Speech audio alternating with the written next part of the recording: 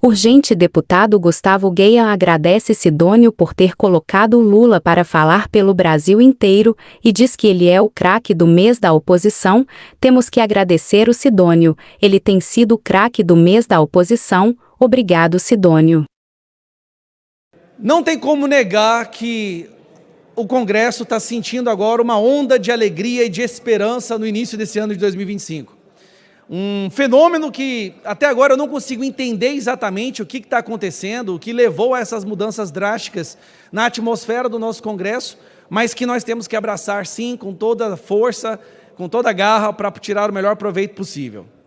Mas eu não posso também deixar de me solidarizar com os colegas da bancada da esquerda, porque não deve estar sendo fácil esses primeiros 2 meses de 2025.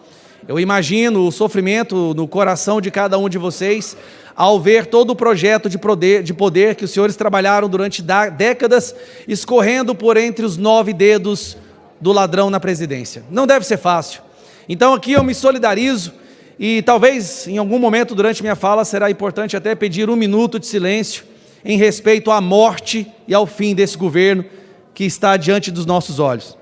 Mas o que aconteceu, gente?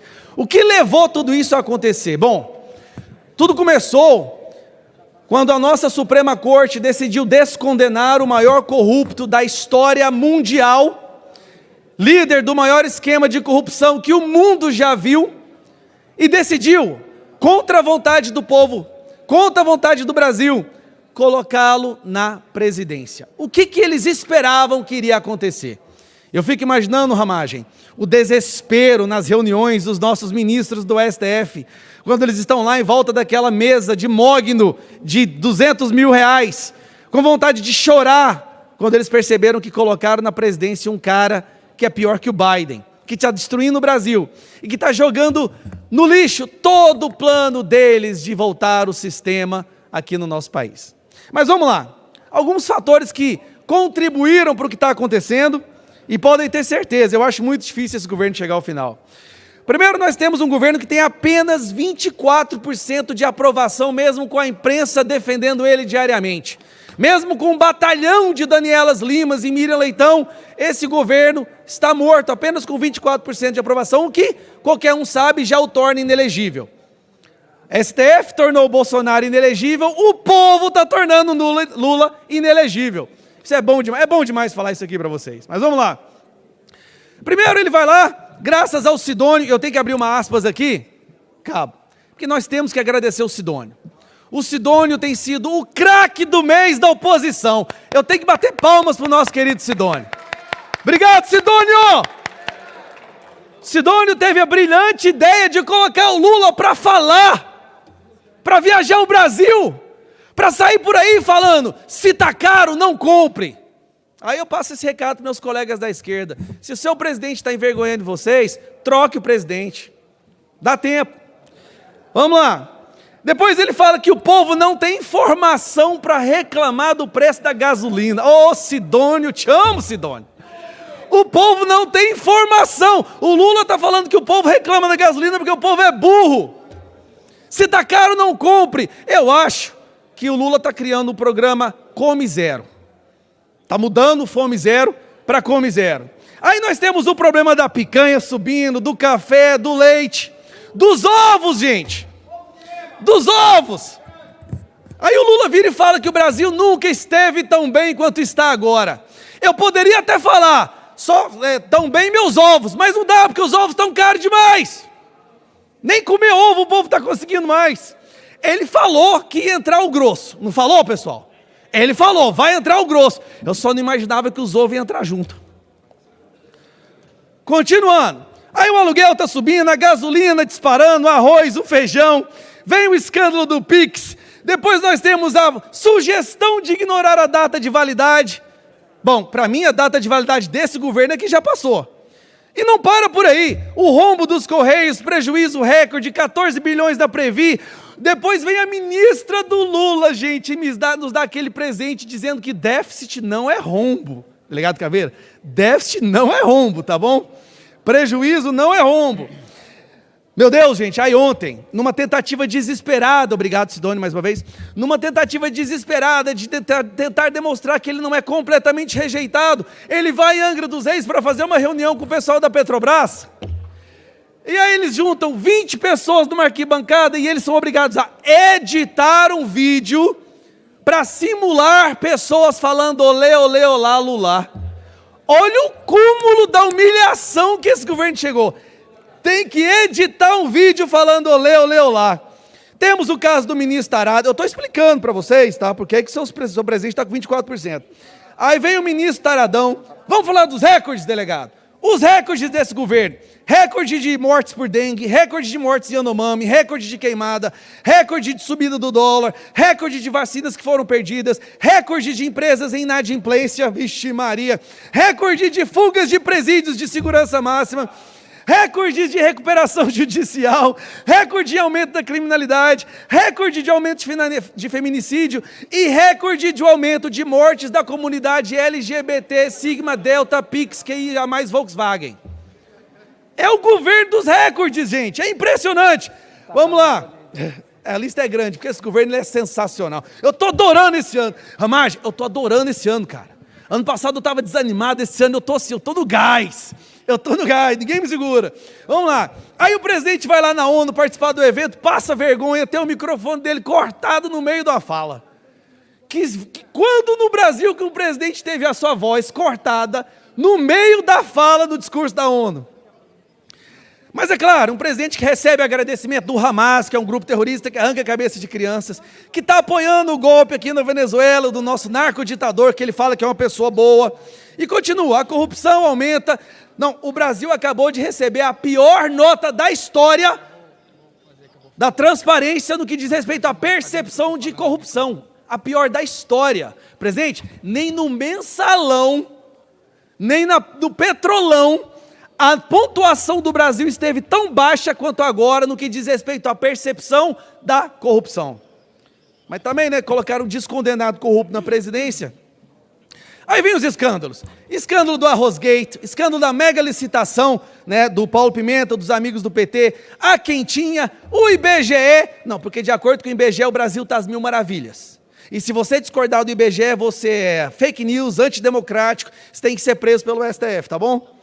Nós tivemos a rainha do tráfico visitando o ministro do governo Lula, nós tivemos ONG financiada pelo PCC, sentando com o ministro da Justiça para debater política pública. Gente, vocês não têm vergonha na cara num trem desse, não? ONGs financiadas pelo PCC sentando com o ministro da Justiça. Ah, falar nisso, o PCC e o Comando Vermelho fizeram as pazes, vocês estão sabendo, né? Fizeram as pazes, não sei, acho que o governo prometeu para eles tudo que eles estavam precisando. Os sigilos, Lula veio para acabar com os sigilos, e qual que é o recorde que ele bate? Alan Garcês, qual é o recorde? Recorde de sigilos. Em 2 anos, Lula conseguiu impor mais sigilos do que 4 anos do Bolsonaro. A maioria dos sigilos é o gasto da Janja. Ninguém sabe quanto que a Janja está gastando. Fizeram um cálculo aí, deu R$4.000 por hora. Por hora. Mas vamos lá, mas ele conseguiu coisas impressionantes para o nosso país. Né? Graças ao uso das emendas, da intimidação. Ele conseguiu colocar o Brasil com o maior imposto do mundo. Bom, qual é a consequência, presidente, de tudo isso que eu acabei de falar? Porque isso vai gerar uma consequência. Não só a rejeição recorde, aprovação baixa, mas também um abandono. E aqui eu peço para a produção colocar uma música triste, porque o Lula está sendo abandonado. Lula está sendo abandonado pelo Centrão, pelo Kassab, está sendo abandonado pelo Paulinho da Força, que foi o primeiro partido a pular no barco, já pulou fora. Lula foi abandonado pelo Felipe Neto, cara. Felipe Neto, é triste ouvir isso, Felipe Neto. Aí ontem, um dos maiores articuladores para descondenar o Lula, pula fora do barco. O Cacai, o advogado de bermuda, que anda no STF, pulou fora do barco, completamente abandonado. Gente, a gente está vivendo um momento tão louco, que a gente está vendo a Daniela Lima abandonando o governo. Agora, o dia que a Miriam Leitão pular fora do barco, aí, meus amigos, e vamos ser sinceros, eu tenho dó dos nossos colegas ali do PT, porque eles são obrigados pela hierarquia a subir na tribuna e defender esse governo. Eu entendo, mas os assessores de vocês conversam com os nossos assessores, eles falam o que está acontecendo. Eles sabem que vocês estão sofrendo, que vocês estão revoltados, que vocês gostariam de formar um grupo para andar sempre com o Lula, para impedir o Lula de falar besteira, que vocês acham que o Lula não tem mais capacidade cognitiva para tomar decisões, que ele já está no estágio Biden. É porque os assessores, tem um negócio que chama rádio corredor, que os assessores conversam uns com os outros. E eu estou com dó da nossa galera do PT. Mas a solução, qual é a solução para Lula para tudo isso? Para entrar na conclusão, presidente. Para tudo que eu falei, picanha, café, gasolina, MST voltando, criminalidade subindo, corrupção, qual é a solução do governo? Censurar a população brasileira. É simples. Já que eles não conseguem resolver o problema, vamos criminalizar quem denuncia o problema. A prioridade desse governo, povo brasileiro, você que fez o L, que eu sei que está arrependido, a prioridade do governo não é diminuir o preço da picanha, do café, do arroz, do feijão, do seu aluguel, da gasolina, do diesel, não. A prioridade do governo é perseguir e criminalizar as pessoas que reclamarem disso.